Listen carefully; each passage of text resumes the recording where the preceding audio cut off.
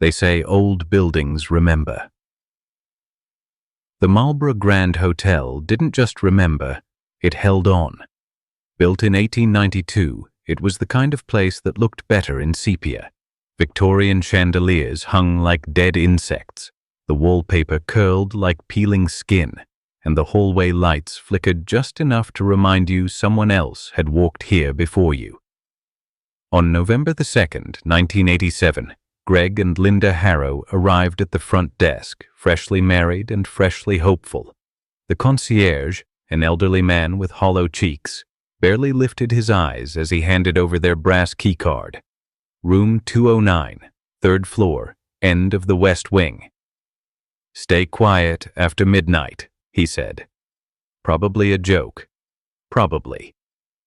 They took the elevator up. A bellhop offered to carry their bags but was waved off. Security footage showed the couple entering the hallway toward room 209 at 6:34 p.m. Linda turned to say something to Greg, her smile frozen in mid-sentence. The footage cut to static. The next morning, they were gone. The bed, untouched. Suitcases, gone. Phone, off the hook. The room smelled faintly of burned cedar and old roses. Staff assumed they'd left early. No police were called. No report filed. The front desk deleted the check-in log. Housekeeping was told to forget it. Later that day, a maid found a single women's earring behind the curtain, warm to the touch, as if freshly worn. No one noticed the mirror in room 209 had a long vertical crack running down the center that hadn't been there the night before, or that in the CCTV playback. The couple entered the room, but no one ever came out. Not even once. It was dismissed as coincidence until it happened again. On November 14th, 2 weeks after the Harrows vanished, Sasha and Darnell West, a young couple from North Carolina, checked into the Marlborough Grand for their anniversary.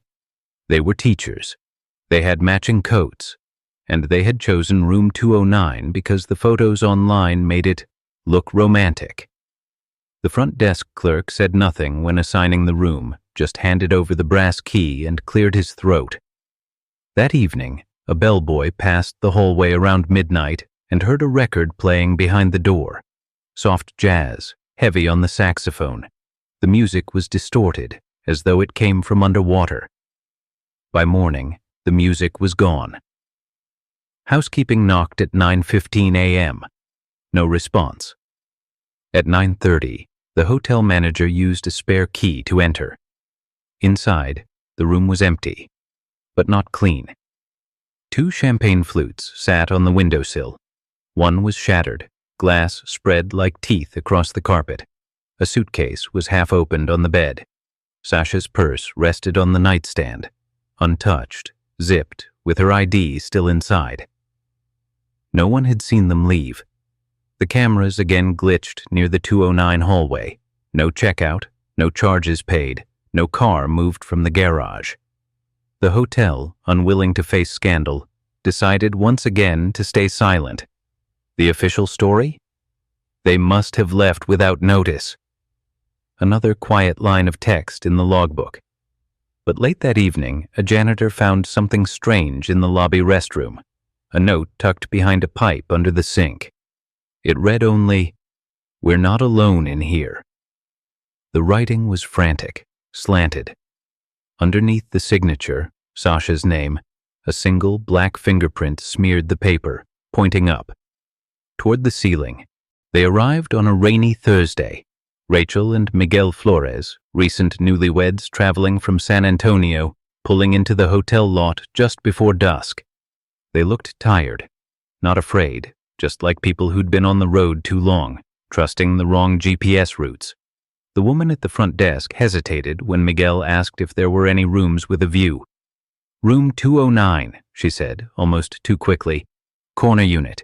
You can see the old opera house from there." The key weighed more than expected in Miguel's palm. That night, the storm grew violent. Thunder broke like drums overhead. On the hotel's second floor, the other guests heard something, soft at first, then rhythmic. Knock, knock, knock, not on their doors, from inside the walls. By morning, Room 209 was silent again. The maid, Elena, knocked 3 times. No answer. The Do Not Disturb sign still hung on the knob. At noon, when management finally opened the door, they found the room empty, but with the strangest smell, like burned paper soaked in perfume. The window was wide open. Rain had soaked the sill and part of the rug. A wedding ring sat in the middle of the bedspread, next to a crumpled receipt from a gas station 2 towns over. And this time, on the inside of the door, someone had scratched words into the wood with what looked like a broken fork. "It sees who you are." Security checked the CCTV. Again, static. The footage from outside their door cut out from 1:13 to 3:09 a.m. When it returned, the hallway was still. Lights flickered, then settled. Rachel and Miguel never left a trace. This wasn't coincidence anymore, and by now someone had noticed. Because this time, the police showed up. The Cedar Heights Police Department didn't typically handle missing persons cases this quickly. Most adults vanished for mundane reasons, debts, affairs, drugs. But 3 couples? All vanishing within the same room of a small hotel in under 6 months? That caught someone's attention. Detective Harold Green was first on scene. Gray-haired, methodical, known for his calm presence. He didn't believe in ghosts, just paperwork, patterns, and probabilities. He questioned the manager, reviewed the guest logs, requested access to the security footage. Same story, all over again. CCTV blackouts between 1 o'clock and 3 o'clock a.m. Every night someone vanished. No signs of forced entry, no screams, no witnesses. The room was untouched since the latest couple's disappearance. Green examined it carefully. The walls didn't quite match, as if repainted in a rush. A faint scorch mark traced the underside of the mirror. That same mirror reflected the rest of the room just fine, until Green stood directly in front of it. His reflection twitched. He blinked. It was back to normal. "Old wiring," he muttered. "Fluorescent buzz. I'll have it checked." But something itched at the back of his skull. He asked forensics to sweep the room. Nothing came back. No blood, no struggle, no DNA besides the couple's own. The front desk clerk admitted something strange. After the second disappearance, the hotel stopped renting out room 209, but guests would still ask for it. They insisted they were supposed to be there, as if someone had told them. Green made the call that night. Room 209 was to be sealed. No entry, no cleaning, no guests. A yellow evidence tape stretched across the door, but that didn't stop the story from spreading. Whispers in the staff break room, locals on message boards.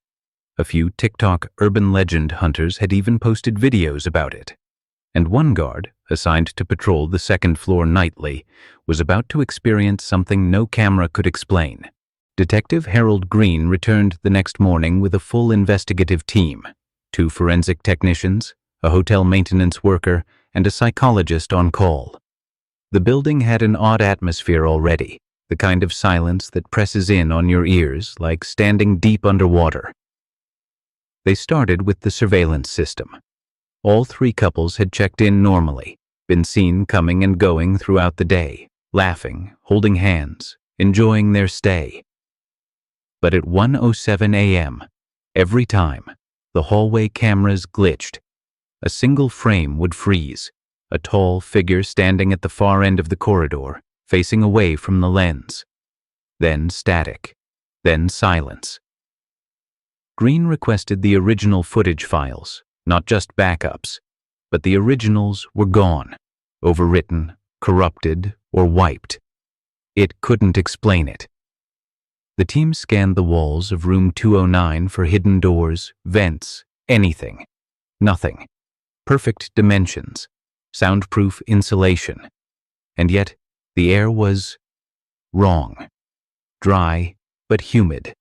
Cold, but sticky.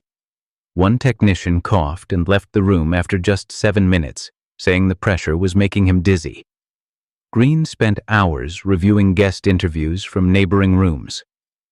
One woman recalled waking up to the sound of soft humming, not music, but like someone trying to remember a lullaby through clenched teeth. A man in room 211 reported a child's voice saying, "They're not supposed to leave." His wife thought it was the TV. The walls were thin, yes, but these things made no sense. A maintenance worker admitted something else. Room 209 had been renovated 5 years ago, and ever since, staff refused to clean it alone. They said the lights flickered even when the breakers were off. It was Detective Green's next move that changed the course of the case entirely. He decided room 209 should be locked, guarded, and considered an active crime scene. But what the overnight guard saw that week would never make it into the official report. The Crawford Hotel assigned Thomas Riley, a senior night guard, to monitor the now sealed room 209. A quiet man in his 50s, Thomas didn't rattle easily. He'd worked graveyards for 22 years, seen drunks, break-ins, even a suicide once. But this was different. The first night, he set up his small desk outside room 209. His flashlight, radio, and a flask of black coffee sat neatly beside a guest log. He tried to read, but by 2:00 a.m. something felt off. The temperature dropped, though the hallway thermostat read a steady 71 degrees. The carpet beneath his feet seemed damper than before. But the worst was the mirror. Across from room 209 hung an ornate wall mirror, framed in antique silver. It had always been there. Thomas glanced up at it once, absent-mindedly, but instead of his own reflection, he saw someone else. A man, gaunt and tall, wearing an old-fashioned hospital gown, stood where Thomas should have been. The figure didn't move, didn't blink, just stared, as though it had been waiting for someone to notice. Thomas looked behind him. No one. When he turned back, the mirror only showed his own confused, frightened face. Later that night, the light above room 209 began to buzz, then dim, then glow brighter than any bulb should. From inside the sealed door came the sound of fingernails tapping glass, slow, deliberate. Thomas radioed the front desk. No answer. He swore he heard someone whisper his name. By 4 a.m., footsteps began pacing the hall behind him. But when he turned, nothing. Not even air movement. Just silence. The next morning, Thomas submitted a transfer request. He refused to return to the second floor, said he didn't feel alone there, and hadn't the moment he sat down. But he never told them about the mirror, and what he'd seen again on his way out. That tall man was smiling now. By daybreak, the local police decided to bring in Detective Louise Harlan, a woman known for her precision, skepticism, and stone-faced resolve. The disappearances at the Crawford Hotel weren't just coincidence anymore. 3 couples, all vanishing without notice, within weeks of each other from the same room, room 209. It had to be something more.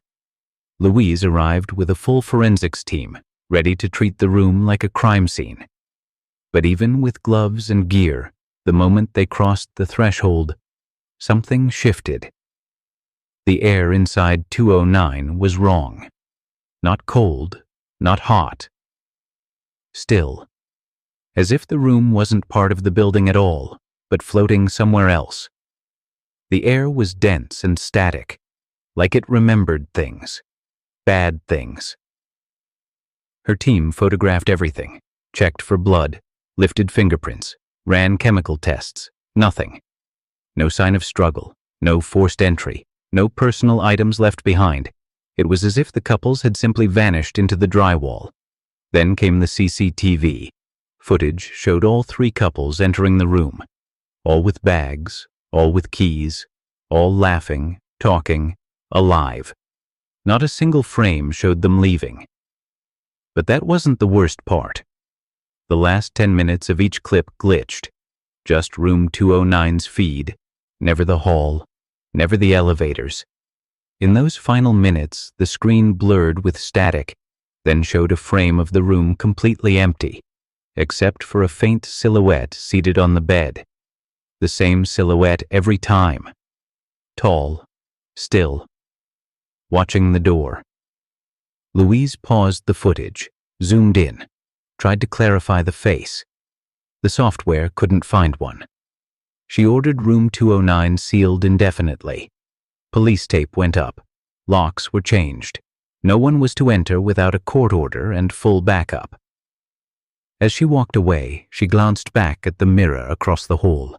There was a figure in it, but she was standing alone. After the police sealed room 209, the hotel assigned one of their senior night security guards, David Keller, to monitor the second floor. A retired Marine with nerves of steel, Keller didn't believe in ghost stories.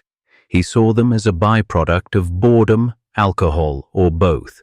But even he hesitated slightly when management gave him the floor plan and highlighted his duty post right outside 209. Still, orders were orders. His first night was quiet, but the silence was unnatural. No creaking floorboards, no humming pipes, not even distant traffic noise from outside. Just dead air. At exactly 2:09 a.m., on the dot, Keller's walkie crackled, even though no one else was on that frequency. The static wasn't random, it pulsed like breathing. Then the hallway lights flickered. He turned, instinctively reaching for his flashlight, and caught a glimpse in the large mirror mounted across from room 209. But instead of his own reflection, he saw someone else. The figure in the mirror stood tall, its face blurred, its arms resting by its sides. But what froze Keller wasn't the figure itself, it was the fact that it was mimicking his exact stance, yet wearing different clothes. He spun around. Nothing behind him. Back to the mirror, still there, now closer. The figure had moved without him moving. Its eyes, hollow and sunken, stared directly at him. Keller backed away slowly, gripping his flashlight like a weapon. But the batteries flickered and the light died completely. Then came the whisper. A low, gurgling rasp, like wet wood dragging across a basement floor. He's still here. That was enough. Keller radioed in a false emergency to get himself off the floor, said he was feeling unwell, told no one what he saw. But he did write it down in his personal log. The next morning, he quit. No explanation, just a note on the front desk that read, "Don't let the mirror catch you staring." After Keller's sudden departure, the hotel management was shaken, but not enough to shut down the floor. They chalked it up to personal reasons and brought in a younger, tech-savvy night guard named Eric Dunn. Unlike Keller, Eric had no military past or hardened instincts. He was 23, quiet, and more interested in podcasts than ghost stories. He was told the second floor was under restricted watch due to ongoing police cooperation. They didn't mention Keller's mirror incident. The moment Eric stepped onto the dim second floor, he felt it, like the air had weight. Not just heavy, but dense, like moving through a fog he couldn't see. Room 209, at the far end of the hallway, was sealed with wooden boards over the door and yellow police tape, which fluttered ever so slightly despite the absence of any breeze. The first few hours passed uneventfully. He watched videos on his phone, ate a cold sandwich, and yawned every few minutes. Then, around 3:13 a.m., it began. A knock. Not from behind him, from within room 209. 3 sharp knocks, followed by silence.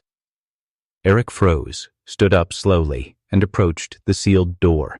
His eyes scanned the boards, still intact, the tape untouched. Yet, another knock, this time louder, then muffled sobbing. He pressed his ear to the door. What he heard chilled his blood. A voice, faint and female, whispering, "Let me out. I never left. He won't let me go." He backed away, his hand trembling as he reached for his radio. But before he could speak, the crying stopped. Then another sound, a deep, dragging noise, like nails being scraped along the walls from inside the room. Then silence. He looked down the hallway, toward the guest rooms adjacent to room 209. Lights flickered behind their doors. Suddenly, a woman from room 211 screamed. Eric ran toward her door. She burst out in tears, swearing she heard someone pounding on the walls from 209's side. Not fists, bones, like someone was crawling through the walls. Management was called, and the next morning the decision was made. Seal off the entire second floor. The hotel staff issued a quiet notice to the remaining guests. Due to minor structural concerns, we will be restricting access to the entire second floor by morning. But by then, the few guests still staying near room 209, specifically in rooms 207, 208, 210, and 211, had already begun to suspect something far more sinister than plumbing or patchwork repairs. One couple, staying in room 210, had barely slept in 2 nights. They kept hearing faint thuds through the walls, almost like someone bumping furniture in the adjacent sealed room. But it was the rhythmic tapping that broke their composure. 3 taps, then silence. 3 taps, then silence. Over and over again. It didn't stop until dawn. Room 211 was worse. The woman staying there had already called the front desk 3 times in one night. The third call was just her sobbing quietly, saying someone was whispering her name through the air vent. Management sent someone to check, but they found nothing. The vents weren't connected to room 209 at all. And then, at 2:47 a.m., someone, or something, began pounding the shared wall between 209 and 211. It wasn't erratic. It was methodical, almost angry. The woman screamed again, but when Eric arrived, all he heard was a hum, like a voice humming a lullaby, low and distant. The man in room 208, an older traveling salesman, banged on the lobby desk at sunrise, demanding his money back. "There's someone in that room. You sealed it, and they're still inside. I heard them chanting." The maintenance supervisor didn't even ask for details. He just nodded and told him, "Sir, you won't be charged. Please check out immediately." By 6 a.m., the second floor was empty. All guests evacuated. By 7 a.m., it was cordoned off with thick metal doors and a keypad lock. No entry, no exception. But one question echoed silently across every staff member's face that morning of Tjort, as they gathered at the front desk. If room 209 is sealed, why does it still sound like someone is inside? 2 days after the floor was sealed, the second floor corridor stood in silence, lit only by the emergency red strobes that blinked every few seconds. No guests, no staff allowed. The keypad lock kept everything out, or so they thought. That night, a junior desk agent named Rafiq was assigned to monitor the security system. At 1:12 a.m., the system pinged. Motion detected. Inside room 209.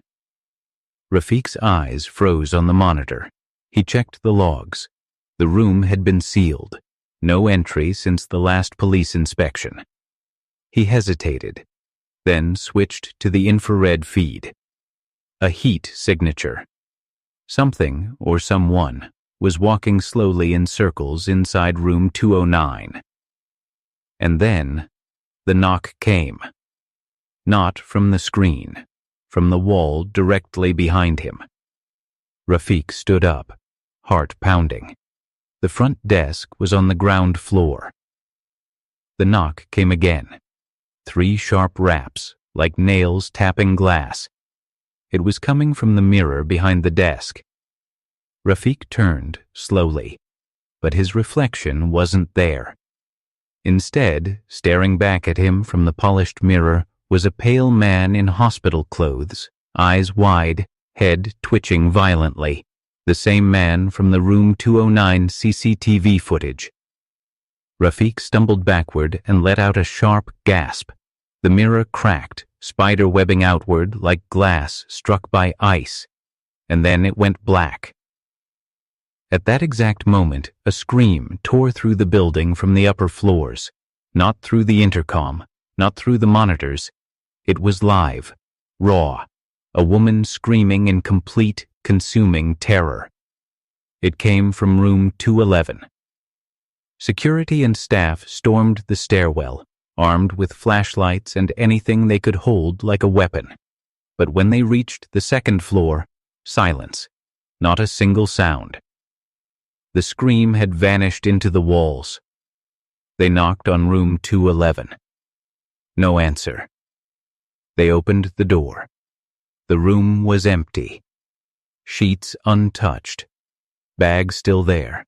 No sign of the woman. But the wall next to the bed was warm, and written in smudged red across the window pane were the words, "You should have let me leave." That morning, the hotel's senior board called an emergency meeting. The second floor was not just sealed, it was removed from existence. By sunrise, the Mirage View Hotel was no longer a place of quiet hospitality. It had become a fortress of silence, guarded by confusion, fear, and an unspoken agreement. Nobody would ever talk about Floor 3 again. Technically, it was Floor 3, but on the elevator buttons it had always been marked as 2, the second floor, with rooms 201 to 215. A simple layout, neatly symmetrical. Until now. The morning meeting was tense. Managers, investors, and security consultants sat around a long table, watching grainy footage from the past 4 nights. The vanishing couples, the silent alarms, the guard's breakdown, the mirror, the scream. Then came the final footage, the woman in room 211. One moment she was walking into the room, holding a notebook and a small camera. Then the timestamp skipped. A single frame was missing. In the next frame, the room was empty. The camera sat on the bed, blinking. The notebook lay open on the floor. There was no exit footage, no sound. She was erased. The boardroom fell silent.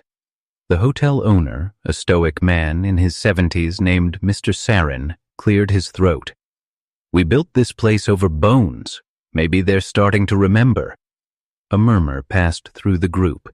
He continued, "Effective immediately, Floor 2 no longer exists. Change all signage. Remove access from the elevator system. Erase it from the map.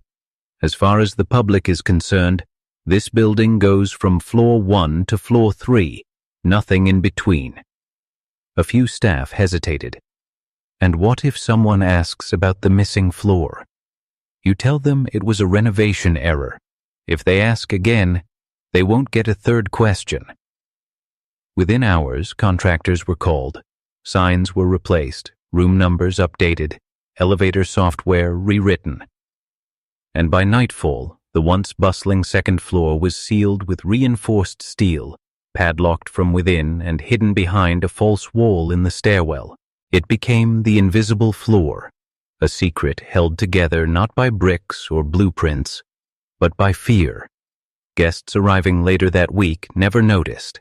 The elevator went from 1 to 3 without a pause, and no one mentioned it again. But beneath Floor 3, something still stirred. Her name was Elena Marcil, a young investigative journalist known for her work on forgotten institutions and unsolved disappearances. She didn't find the Mirage View Hotel. It found her.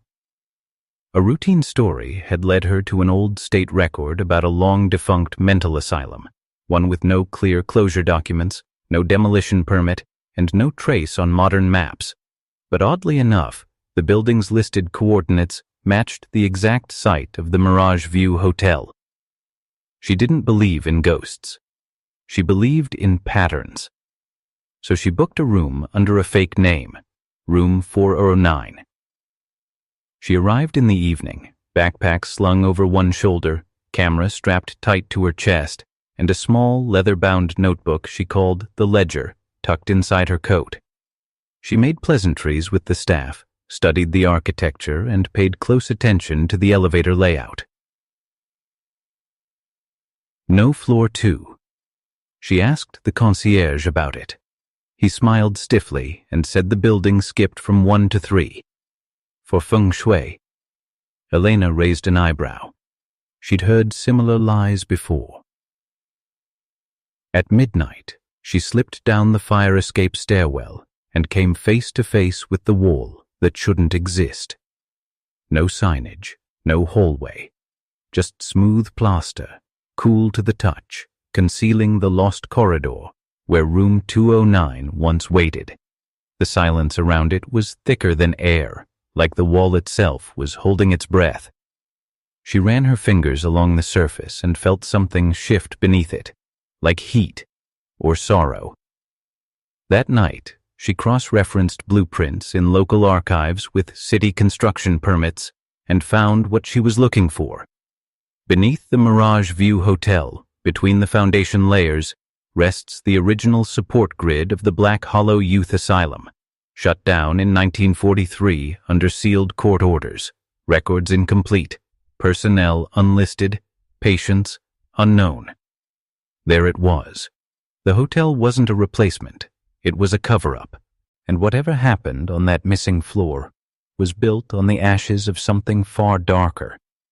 She had to know more, even if it killed her.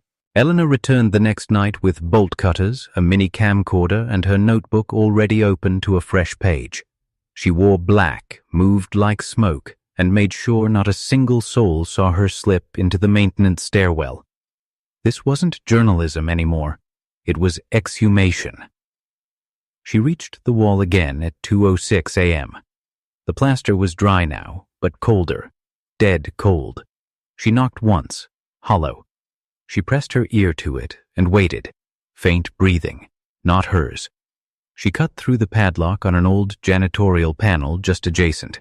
Behind it, a narrow crawl space that didn't appear on any blueprint. She squeezed in, scraping her coat on rusted pipe fittings until the floor dropped out beneath her, and she landed on dust-covered tiles. It was a hallway. Unmarked doors on both sides, faded green walls, paint peeled like burned skin. A low hum vibrated through the ground, like an old electrical system, except the hotel's power grid didn't extend here. At the center of the hallway was a single wooden placard nailed into cracked concrete. Ward 3B, Emotional Corrections. Elena froze. She had read that phrase once, buried in a lawsuit dismissed by the state. Emotional corrections, a euphemism for experimental isolation therapy used on unwed girls between 14 and 22 in the 1930s. They were locked in solitary confinement, told that marriage was their only salvation. Those who refused were cleansed. She filmed everything. The doors, the floor, the faint marks of bloody handprints smudged into the far wall. One door, room 209, stood ever so slightly ajar. Her hands shook as she reached for it.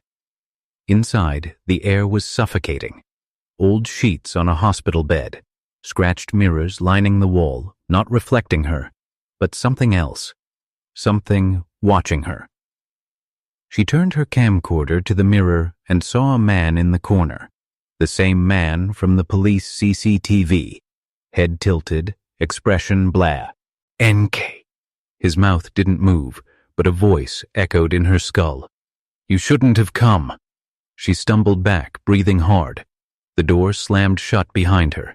She was inside, and room 209 was awake again. The next morning, Elena's camcorder footage was recovered by hotel staff from behind the sealed janitor panel, its lens cracked, the tape still rolling in static. She was nowhere to be found. But her notebook. That was found lying neatly on the reception desk at 6:47 a.m., opened to the last page she ever wrote on. In rushed, trembling handwriting, one line was scrawled over and over. There were voices in the walls, and they remembered me. The manager handed the notebook to the lead investigator. Page after page documented Elena's obsession, her theories, her findings, her warnings. She had traced room 209 back to its origin, not as a guest room, but as Ward 3B of a mental institution that had once occupied the land long before the hotel's modern incarnation. Records hidden by developers showed that the asylum was shut down after a fire in 1939, one that supposedly killed 32 unmarried women locked inside during a purification ceremony. According to Elena's notes, room 209 was built directly atop the epicenter of the fire. No one ever bulldozed the foundation. It was just repainted, redecorated, repurposed. She included photos, walls buckled behind wallpaper, scorch marks beneath carpets, even fragments of old medical beds bricked into the subfloor. One section of her journal stood out, written in shakier pen. When I spoke to the mirrors, they replied, not as reflections, as memories, and one of them looked like me. Police analysts reviewed the security feed.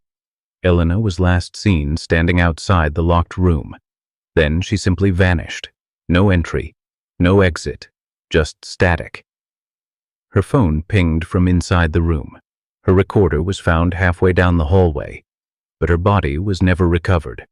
Only her voice, faint, whispering behind the drywall. Elena's final entries became the foundation of a quiet, unsanctioned investigation, one no police department would acknowledge on paper. But there was one detective, retired and grieving, who couldn't let it go. Detective Raul Mendez, a man with nothing left to lose, took it upon himself to follow Elena's trail, treating her notes not as madness, but as clues. Her words had pointed toward something buried deep in the structure of the hotel, something untouched since the days of the asylum. Mendez pulled old blueprints from the county archive. He noticed that room 209 and the rooms surrounding it didn't match the hotel's original architectural plans. Instead, they overlapped with a section labeled Rehabilitation Chamber B in the asylum's records, an underground space connected by a hidden stairwell. Rumors from construction crews who'd worked on the hotel decades ago emerged. Odd noises while laying concrete, tools gone missing, even a worker who suffered a seizure while digging into the North Wing's foundation. No one had talked back then, scared of losing work, but Mendez was connecting the dots now. According to patient files found in the asylum's forgotten medical archive, Rehabilitation Chamber B was used exclusively for women under the age of 25 who were deemed spiritually unclean, often just for showing signs of trauma, defiance, or having been unmarried past a certain age. These women were isolated, untreated, and punished through silence, mirror confrontation therapy, and finally, cleansing by fire. Elena had discovered all this just days before she disappeared. In her final voicemail, never sent, she whispered, "They weren't insane. They were angry. And they are still here, Raul. I think they know my name now." Mendez stared at the screen, then at room 209, and he walked toward it. Detective Raul Mendez stepped into the abandoned records room of the county's mental health department, a dust-choked tomb where time had folded into itself. He wasn't looking for legal files. He was searching for the symbols Elena had drawn in her diary, ones she claimed were carved into the walls behind the mirror in room 209. What he found was a manila folder dated March 7, 1902, marked only with 2 words, Reclamation Chamber. Inside were yellowing architectural sketches, disturbed and heavily amended over the years. Scribbled in the margins were strange annotations, Latin phrases like purificandum animae, to purify the soul, and vocatorum lucis, caller of light. There were diagrams of the room's mirror wall with detailed symbols etched onto its rear surface, not decorative, ritualistic. One particular note read, "Mirror is the veil. Sins do not hide. The soul either passes or burns." Mendez's hands trembled. According to the folder, the mirror wasn't glass. It was polished obsidian, layered with silver to distort reflection. A method once used in Aztec death rituals, meant to reflect not the face, but the spirit. A maintenance log from 1921 reported that the mirror had shattered during a renovation attempt. 3 workers involved died the same year, one by fire, another by suicide, and the third had simply vanished. The report was tucked into the back of the folder, buried beneath requisition slips and outdated memos. Mendez suddenly remembered what Elena had whispered in her voicemail. "I think they know my name now." The room grew colder. And in that moment, under a broken ceiling light, Mendez saw it too. A reflection, not his, but a woman, half burned, her mouth open in silent agony, standing just over his shoulder. But when he turned, nothing was there. Back at the precinct, Mendez pinned photos, notes, and sketches from Elena's diary onto a large corkboard. What began as an eccentric journalist's obsession had unraveled into a trail of grotesque truths, too disturbing for fiction, too consistent for coincidence. At the center of it all was a list. Elena had written it again and again in the margins of her notebook. Anna Greaves, 1903. Clara Mallon, 1922. Eva Delaney, 1948. Lorraine Kessler, 1969. Diane Hartwell, 1986. Elena Ross, 2023. 6 women, spread out over a century. Different towns, different ages, different lives, but each had disappeared under nearly identical circumstances, investigating abandoned asylum grounds, and each of them had been last seen in a building later converted into a hotel, inn, or boarding house. Room 209 wasn't just a room. It was a revolving trap. Cross-referencing local archives confirmed what Mendez feared. Each woman had written about a mirror. Each had claimed to hear voices that weren't there, scratching behind walls, and a figure watching them while they slept. The notes always ended the same way. The mirror remembers. Elena hadn't been the first. She was just the latest. But something about her notes stood out. She was the only one to draw a symbol in triplicate, each version more distorted than the last. It looked like a stylized eye, or a flame, or maybe both. His partner, Lisa Tran, stared at the board. "What if it's not the room?" she whispered. Mendez turned to her, puzzled. "What if it's the mirror that's moving?"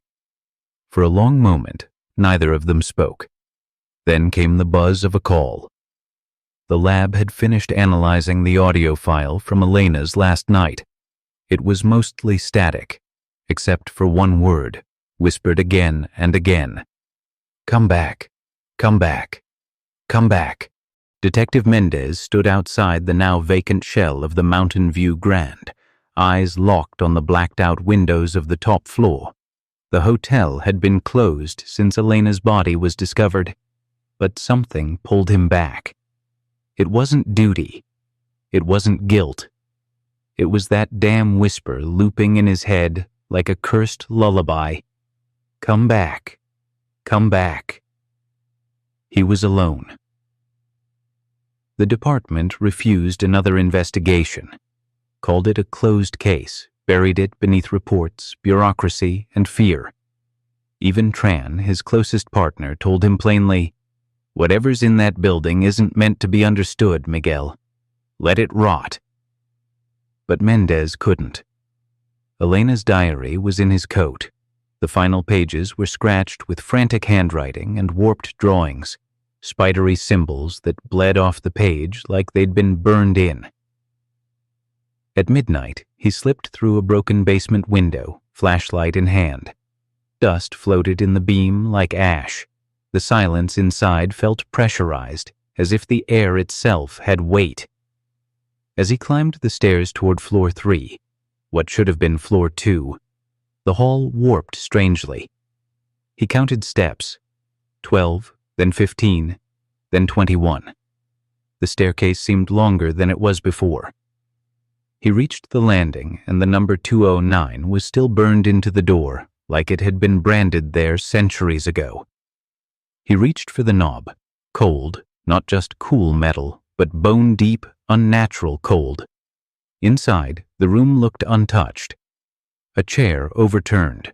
A shattered mirror reassembled perfectly in its frame, and lying on the bed, Elena's voice recorder. Still running. He pressed play. He's standing in the mirror again. Same eyes, same mouth. But it's not me. He moves before I do. He's waiting. I think. Silence. Then a soft knock echoed behind him. Not at the door. From inside the mirror, July 6th, 1:13 a.m.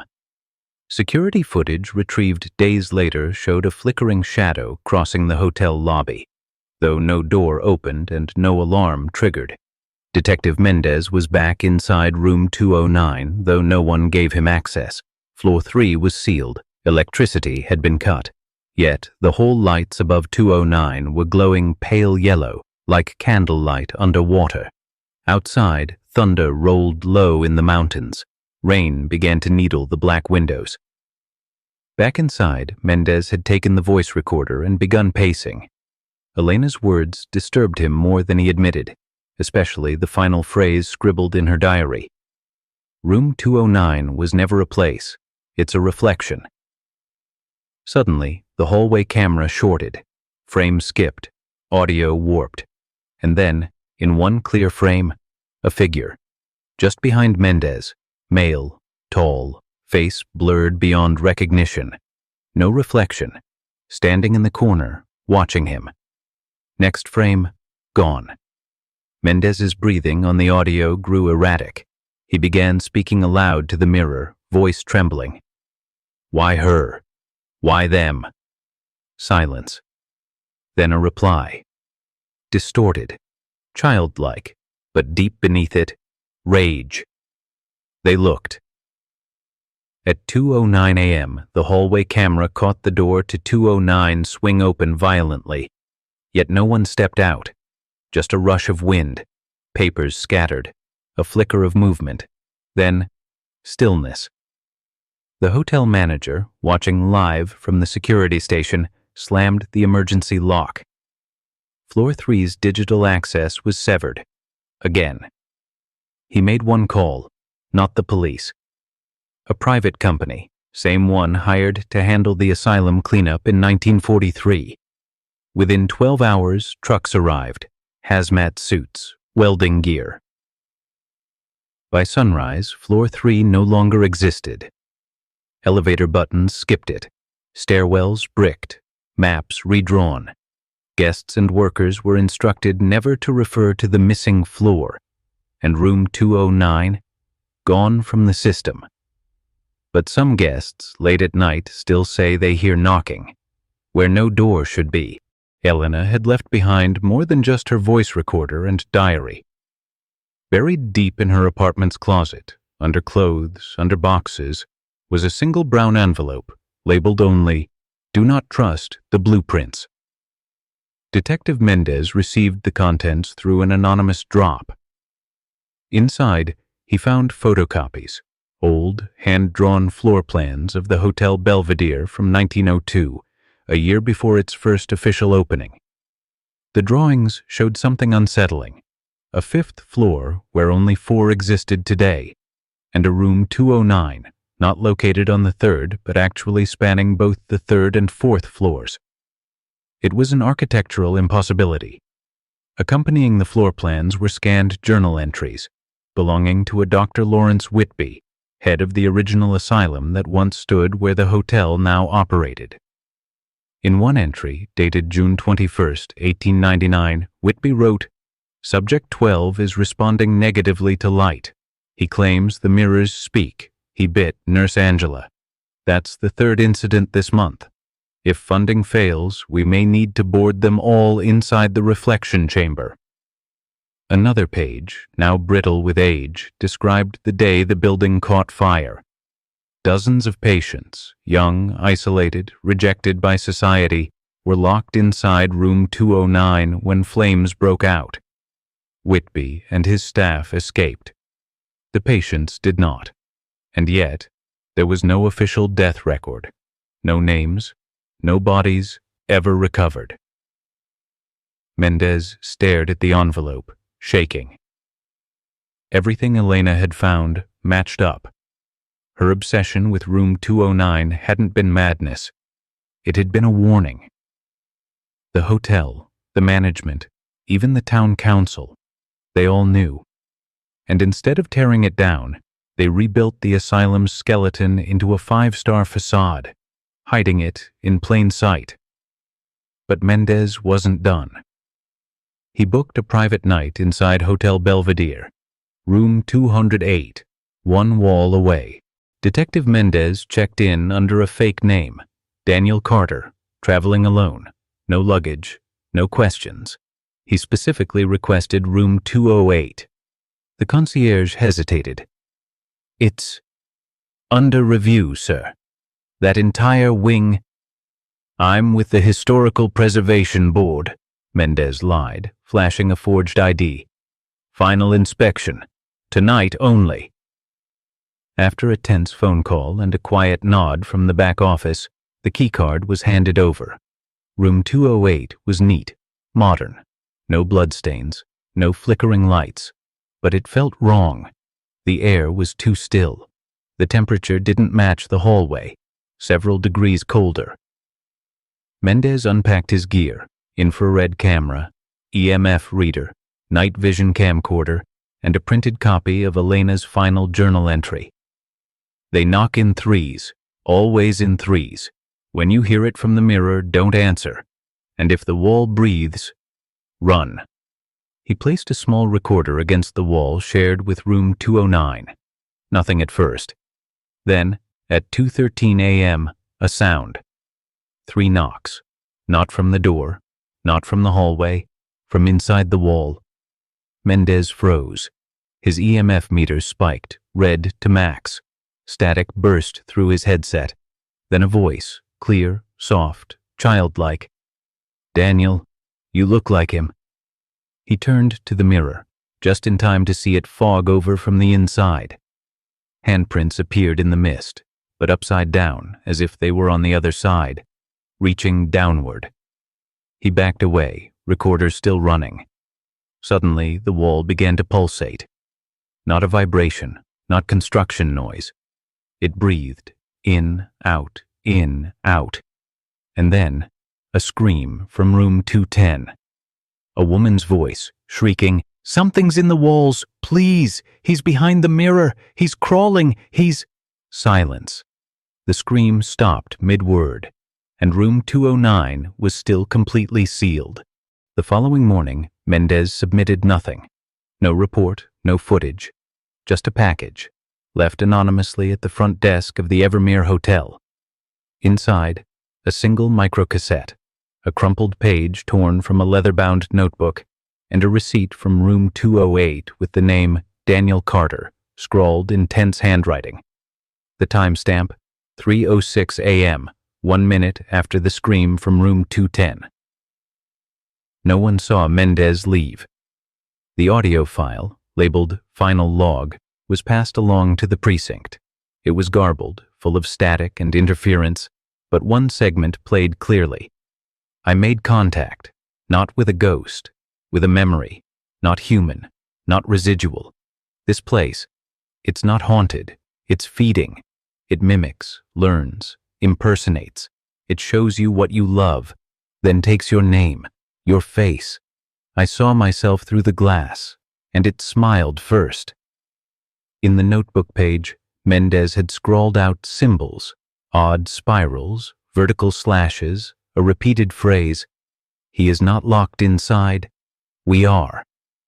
That day, the Evermere staff discovered something horrifying. The hallway security mirror outside room 208 had cracked clean down the middle, from the inside.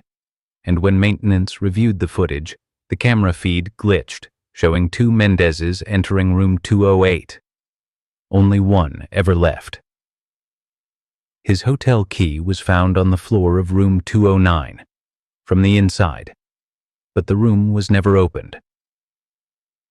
After that, no guests were ever booked into rooms 206 through 210 again. In fact, floor 3 itself, once sealed, was walled off entirely. New elevator panels skipped from 2 to 4. Guests were told it was due to renovations. Unofficially, it was something far more chilling, because a final entry in Elena's notebook was now confirmed in her handwriting, but dated after her death. He doesn't want to be found. He wants to be remembered. The cassette labeled Final Log was just the beginning. Later that week, a detective named Rowan, obsessed with unsolved disappearances, requested access to Mendez's last known possessions. Among the belongings recovered from room 208 was her small, worn field recorder, a battered device duct-taped around the edges, half burned at the base. It shouldn't have survived, yet when powered on, it played. But not all at once. The audio had to be carefully extracted, section by section, from beneath layers of static, distortion, and unnatural frequencies. An expert in forensic audio was brought in. What they found stunned them. Elena hadn't recorded a simple investigation. She had recorded her descent into room 209. The first few minutes were whispered observations, floorboards creaking, the sound of her boots moving slowly across an unlit hallway. She was reading from an old blueprint, muttering dates and asylum records. But then, at exactly 1:17 a.m., her voice changed. "There's something behind the wall. I hear, God, it's crying or laughing. No, it's my voice. It's repeating what I said earlier, exactly, word for word. But I didn't say it just now." Then came the banging, loud, frantic, from every direction. She screamed once, "Let me out!" before her voice was muffled by static. Then, silence. But the recording didn't end. 6 minutes later, her voice returned. But it wasn't her. Not exactly. "I am Elena. I was always here. You forgot me. But I didn't forget you. Not yet. Come closer." The words were spoken in a tone just slightly off, slightly too smooth, slightly too hollow. Rowan, shaken, swore the voice wasn't playing through the speaker. It was coming from inside the room. And when the expert reversed the final 10 seconds of the tape, it whispered something backwards. She never left. When authorities reopened room 209 to collect final forensic evidence, the air was thick, not with dust or decay, but oppression, as if the room itself had been holding its breath. Every object inside was untouched. Elena's backpack sat on the desk. Her journal, pages stained and warped by unseen moisture, lay open to an unfinished sentence. "If I don't come out, don't trust the—" Her recorder, though analyzed earlier, now played nothing. The audio file that had terrified forensic analysts was gone. So were the fingerprints. So was the ash that previously lined the windowsills. Even the bloodstains on the carpet, evidence of a prior violent struggle, had disappeared as though scrubbed by invisible hands. Only one thing remained, the faint, nauseating odor of burnt hair and formaldehyde. And Elena herself? Not a trace. Security footage confirmed her entry into the room at 12:49 a.m., but no footage ever showed her leave. Instead, the cameras glitched at exactly 3:06 a.m., just as they had when the first couple vanished. For 3 minutes and 17 seconds, the feed was replaced by a black screen and a high-pitched tone that blew out the eardrums of the technician on duty. When the feed returned, the hallway was empty. A search team scoured every square inch of the floor, ripping up floorboards, prying open vents, drilling through walls. Nothing. No hidden exits, no hidden compartments. Only the room, and the silence that followed. The floor was immediately sealed. Again. This time, permanently. But as one detective said while signing the closure order, "We didn't lose her. We gave her to it." From that day forward, Floor 3 ceased to exist. Officially, the hotel jumped from Floor 2 to 4. The number 3 was removed from elevators, doors, and directories.